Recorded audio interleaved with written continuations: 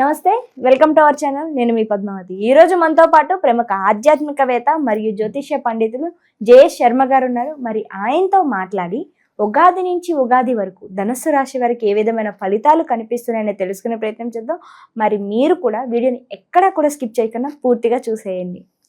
నమస్కారం గురువు గారు. నమస్కారం గురువు గారు, మొదటిగా మనకి ఉగాది నుంచి నూతన సంవత్సరం అయితే మొదలవుతుంది కాబట్టి ఇప్పటి వరకు క్రోధినామ సంవత్సరం అనేది నడిచింది. కానీ ఉగాది నుంచి శ్రీ విశ్వావసు నామ సంవత్సరం అనేది మొదలవుతుంది కాబట్టి మరి ఈ ధనుస్సు రాశి వారికి ఎటువంటి ఫలితాలను తెచ్చిపెట్టబోతుంది అంటారు ఈ సంవత్సరం? శ్రీ గురుభ్యో నమః. శ్రీ మహాగణాధిపతి నమః. శ్రీ మహాసరస్వతి నమ. ఓం శ్రీమాత్రి నమః. శ్రీ విశ్వావసునామ సంవత్సర శుభాకాంక్షలు. కామాక్షిదేవి నమః. మనము ధనుస్సు రాశి యొక్క ఫలితాలు చెప్పుకుంటున్నాము. విశ్వావసునామ సంవత్సరంలో ఉగాది ఫలితాలు. ధనుస్సు రాశికి ముఖ్యంగా మూలా నక్షత్రం 4 పాదాలు, పూర్వాషాఢ నక్షత్రం 4 పాదాలు, ఉత్తరాషాఢ నక్షత్రం 1వ పాదం. వీళ్ళకి ఆదాయ వ్యయాలు ఏ విధంగా ఉన్నాయో చూసుకుందామమ్మా. ఆదాయం 5, వ్యయం 5, రాజ్యపూజ్యం 1, అవమానం 5. అంటే ఆదాయ వ్యయాలకు వస్తే వీళ్ళకి ఖర్చులు ఏ విధంగా ఉన్నాయో, ఆదాయం ఏ విధంగా ఉందో ఖర్చు అంతే ఉంది. పొగిడేవారు ఒక్కరే, అవమానించేవారు 5.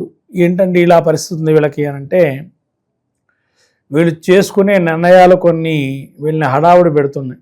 దానివల్లనే ఈ యొక్క పరిస్థితి ఏంటంటే, అది కూడా ముఖ్యంగా గ్రహస్థితి చెప్పుకుందాము. ధనుసు రాశి వారి గ్రహస్థితి ఎట్లా ఉంది అనేది. వీళ్ళకి అర్ధాష్టమ శని ప్రారంభమైంది ఉగాది నుంచి, మార్చి 29 నుంచి, అంటే నిన్న ఉగాది ముందర రోజు నుంచి. ఈ విధంగా మనకు చూసుకున్నట్లయితే శని, రవి, శుక్రుడు, ఈ యొక్క బుధుడు, రాహు వీళ్ళంతా కూడా మీనంలో ఉండడం, తర్వాత గురుడు వచ్చే 6వ స్థానంలో, సప్తమంలో కుజుడు, తర్వాత అష్టమంలోకి వెళ్ళడం మే నుంచి, గురువు సప్తమంలో మారటం మే నుంచి, ఈ యొక్క కుజుడు అష్టమంలోకి ఏప్రిల్ నుంచి ఉండటం, అట్లాగే కేతు వీళ్ళకి ప్రస్తుత కాలం కన్యలో ఉన్నారు. అంటే వీళ్ళకి 10వ స్థానం, తదుపరి 9వ స్థానానికి వెళ్తారు. ఈ రకమైన గ్రహస్థితి చూసినట్టయితే ముఖ్యంగా చిత్త భ్రంశము, అంటే ఇవాళ ఉండేటువంటి ఏకాగ్రత రేపు ఉండదు, రేపు ఉండే ఏకాగ్రత ఎల్లుండి ఉండదు, ఎల్లుండి ఉండే ఏకాగ్రత అవతల ఎల్లుండి ఉండదు. అయితే ఇంకో ఆలోచన ఏంటంటే, ఇవాళ ఆలోచన చేస్తారు, రేపు అమలు పడదాం అనుకుంటారు, మళ్ళీ ఇంకో ఆలోచన వస్తుంది, దీన్ని మళ్ళీ బ్రేక్ అవుతుంది. ఇలా ఒక్కొక్క డెసిషన్ బ్రేక్స్ అనేవి ఉండేటప్పటికీ సరైన డెసిషన్ తీసుకోవడానికి కొద్దిగా ఇబ్బంది పడుతూ ఉంటారు. ఈ యొక్క డెసిషన్ మేకింగ్ ఏదైతే ఉందో వీళ్ళకి ఈ శని అర్ధాష్టమంలో ఉండటం వల్ల కొన్ని విషయాలకి ఇబ్బంది పడుతూ ఉంటారు. ముఖ్యంగా బంధువైరము, భ్రాతృద్వేషాలు, అంటే బంధువైరాలు బాగుంటాయి. తర్వాత సొంత వాళ్ళే వీళ్ళని ఇబ్బంది పెట్టడం, అంటే ఒక స్థిరాస్తి చిత్తముగా కొంత ఇబ్బందులు పడటం, తర్వాత అంతా ఒకటే అనుకుంటారు, ఉన్నట్టుండి వాళ్ళు ప్రబలే అవకాశం. తర్వాత గురువు కూడా వీళ్ళకి 6వ నుంచి సప్తమానికి వస్తున్నాడు. అదొక మంచి పరిణామం. ఎందుకంటే నష్టపోయినటువంటి ధనాన్ని మళ్ళీ వీళ్ళు తిరిగి తెచ్చుకునే ప్రయత్నం చేస్తారు. అంటే అప్పటివరకు వీళ్ళకి అనేక రకాల చిక్కులు చిక్కుముళ్ళతో ఉండే ప్రపంచాన్ని చూశారు కదా, కొద్దిగా వెసులుబాటు అనేది కలుగుతుంది. మరి ఏంటంటే ఇక్కడ రాజ్యపూజ్యం మనకు చూస్తే కనుక 1 ఉంది, అవమానం 5 ఉన్నారు కదండి అని అంటే, డెసిషన్స్ వీళ్ళు చేసుకునే డెసిషన్స్ వల్ల సగం ఇబ్బంది పడతారు. అంటే ప్రతిసారి వీళ్ళు కొంతవరకు అనవసరంగా డెసిషన్స్ కొన్ని తీసుకోవటం వల్ల ఇబ్బందులు పడే అవకాశం ఉంటుంది.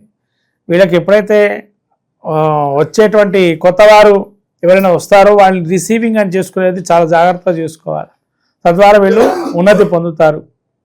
తర్వాత రాహు 3లో ఉండటం వల్ల వీరికి ఇంకా విషయం ఏంటంటే, ముఖ్యంగా సత్కీర్తి, అంటే ఇప్పటివరకు కీర్తి ప్రతిష్టల్లో ఏదైతే భంగం కలిగిందో అది మళ్ళీ పునః వైభవం రావటం, తద్వారా మళ్ళీ మనం ఒక నిలబడే స్థాయిలోకి వచ్చాము అనుకోవటం లాంటివి చేస్తుంటారు. తర్వాత శస్త్రచికిత్సలు, తర్వాత వాక్కాఠిన్యం, అంటే వాక్కులో కూడా కొంత పరుషజాలంగా మాట్లాడటం వల్ల అసలు అయ్యే పనులు కూడా ఆగిపోవటం, లేదా మీ పనులు మేమెందుకు చేస్తామనటం లాంటివి వీళ్ళకి కొంతవరకు ఇబ్బందికరమైన వాతావరణం. వీళ్ళు మాట దురుసుతనం వల్ల దగ్గరకు వచ్చే ఆఫర్స్, దగ్గరకు వచ్చేటువంటి ఉద్యోగస్తులకు కూడా దూరంగా విడిపోవటం, అంటే వీళ్ళ పనులు అయ్యే సమయానికి వీళ్ళకు ఉండేటువంటి వాక్కాఠిన్యం వల్ల వచ్చే పని కూడా ఆపుకునే ప్రయత్నం చేస్తారు. అది కొద్దిగా వీళ్ళు వాక్ కంట్రోలింగ్లో ఉండాలి. తర్వాత ఏదైనా కూడా వీళ్ళు ఏదైనా చెప్పదలుచుకుంటే కనుక డైరెక్ట్గా చెప్తే మంచిది, కానీ దొంగ తిరుగుడా చెప్పడం లాంటిది, ఇండైరెక్ట్గా చెప్పడం లాంటిది చేయకూడదు. ఎందుకంటే స్ట్రైట్ ఫార్వర్డ్గా చెప్పుకున్నట్లయితే నచ్చితే జరుగుతుంది, నచ్చకపోతే జరగకుండా ఉంటుంది. అది వీళ్ళు నేర్చుకోవాల్సిన విషయం. తర్వాత గురువు సప్తమంలో ఉన్నాడు కాబట్టి పోయిన డబ్బు ఏదైతే ఉందో, పోయినటువంటి కీర్తి ప్రతిష్టలు కావచ్చు, నేము ఫేమ్ కావచ్చు, అవన్నీ తిరిగి ప్రయత్నం పొందే అవకాశం ఉంటుంది. కొన్ని విషయాల్లో జాగ్రత్తగా ఉజ్జాయింపుగా చెప్పడం అనేది నేర్చుకోవాలి.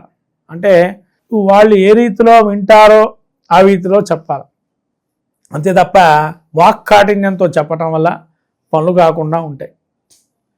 కాబట్టి వాళ్ళు ఏ రకంగా ఉన్నారో మనం ఏ విధంగా చెప్తే వాళ్ళు వింటారనేది చెప్పుకోవాలి అక్కడ. ఇక వ్యాపారాలకు వస్తే కనుక వ్యాపారులకి ఏ విధంగా ఉంటుందనంటే కొద్దిగా మిశ్రమ ఫలితాలుగా ఉన్నాయి వ్యాపారస్తులకి. ఎందుకంటే అర్ధాష్టమ శని మొదలైంది కాబట్టి మిశ్రమ ఫలితాలు ఉంటాయి వ్యాపారులకి. తర్వాత విద్యార్థులకి యోగదాయకంగానే ఉంటుంది, చదువు పట్ల అంతా కూడా శ్రద్ధాభక్తి అంతా కూడా బాగుంది. తర్వాత విదేశీ ప్రయత్నం చేసేటువంటి వరకు విదేశీ యోగం బాగానే ఉంటుంది. విదేశీ వ్యాపారాలు కానీ విదేశీ విద్య కానీ యోగం ఇచ్చే అవకాశం ఉంటుంది. ఇక గృహారంభ గృహప్రవేశాలు చేసుకునేటువంటి వారు ఒక మెట్టు వేసే అవకాశం ఉంటుంది ముందరగా గృహారంభ గృహప్రవేశాలకి. ఎందుకంటే ఒక అడుగు అయితే పడుతుంది. అయితే రాబోయే అక్టోబర్లో అతిచార ఫలితాల్లో ఏదైతే ఉందో అక్టోబర్ నుంచి డిసెంబర్ లోపల వీళ్ళకి ఆ యొక్క గృహారంభ గృహప్రవేశాలు కూడా చేసే అవకాశం ఉంటుంది. ఎందుకంటే ఆ 3 నెలలు కూడా సప్తమంలో వీళ్ళకి అతిచారంలో సప్తమ నుంచి అష్టమంలో ఉన్నా కూడా ఆ యొక్క గ్రహస్థితి యోగదాయకంగా ఉంది. ఉచ్చలో ఉంటాడు గురువు అక్కడ. కాబట్టి ఆరోగ్యరీత్యా మాత్రం బాగానే ఉంది. ఒక్కటి వీళ్ళు నేర్చుకోవాల్సిన విషయం ఏంటంటే ఆరోగ్యరీత్యా కూడా అర్ధాష్టమంలో ఉన్న శరీర పీడ అనేది అప్పుడప్పుడు తరచూ వస్తుంటుంది, కానీ ప్రతి క్షణం రాదు. కొన్ని చికిత్సలు సర్జరీస్ లాంటివి జరిగే అవకాశం ఉంటుంది. మెయిన్ ప్రధాన సర్జరీస్ కొన్ని మోకాళ్ళు కానీ కాళ్ళ నొప్పులు ఉండేటువంటి వారికి ప్రధాన సర్జరీ జరిగే అవకాశం ఉంటుంది. తర్వాత హృద్రోగం అంటే ముఖ్యంగా ఉదర సంబంధమైన వ్యాధులతో కానీ హృదయానికి సంబంధించిన వ్యాధులతో బాధపడే హార్ట్ సంబంధించిన వ్యాధులతో బాధపడుతున్న వారు చాలా జాగ్రత్తగా ఉండడం మంచిది. సెన్సిటివ్ వార్త వినకపోవటం అనేది మంచిది. తర్వాత ఈ ధనుసు రాశి వారు ఇంకా రాజకీయ సినీ రంగ ప్రముఖులకి ఒక ఆపర్చునిటీ వస్తే దాన్ని ఎలా చిన్న ఆపర్చునిటీ అయినా కానీ దాన్ని రాణించే ప్రయత్నం చేయని, కానీ అదే చిన్నదే కదా మనకి ఏం కలుగుతుందండి, చిన్నదే రేపు పెద్దది కావచ్చు. కాబట్టి ఇప్పుడు పెద్దది కాకపోయినా దాన్ని ప్రయత్నపూర్వకంగా చేయడంలో తప్పు లేదు. కాబట్టి ప్రయత్నాలు వస్తే దాన్ని అందిపుచ్చుకునే ప్రయత్నం చేయండి ధనుసు రాశి వారు. అంతే తప్ప చిన్నది కదా అని వదిలేయకండి. అలా ప్రతి చిన్నదాన్ని కూడా పట్టుకోవటం వల్ల రేపటి రోజు మీకు అది మంచి ఒక వెసులుబాటు అయి ఉంటుంది. కాబట్టి ఇటువంటి ప్రయత్నం కూడా చేస్తుండండి. మొత్తం మీద ధనుసు రాశి వారికి ఈ యొక్క గ్రహస్థితి ఏ విధంగా ఉందంటే ఈ యొక్క విశ్వసనామ సంవత్సరంలో మిశ్రమంగా గోచరిస్తుంది. అంత ఎదుగుదలను కూడా లేదు. ఎక్కువ ఖర్చు ఆదాయ వనరులు కూడా వీళ్ళకి వచ్చిన ఆదాయం కూడా వ్యయం కూడా అంత ఖర్చు అయ్యే పరిస్థితుంది. కాబట్టి కొద్దిగా మీకు వాక్కాఠిన్యం పౌరుషాన్ని కొద్దిగా దగ్గర పెట్టుకొని ఉండడం మంచిది. అది కనుక దగ్గర పెట్టుకుంటే అన్నీ అందిపుచ్చుకునే అవకాశం ఎక్కువగా ఉంటుంది.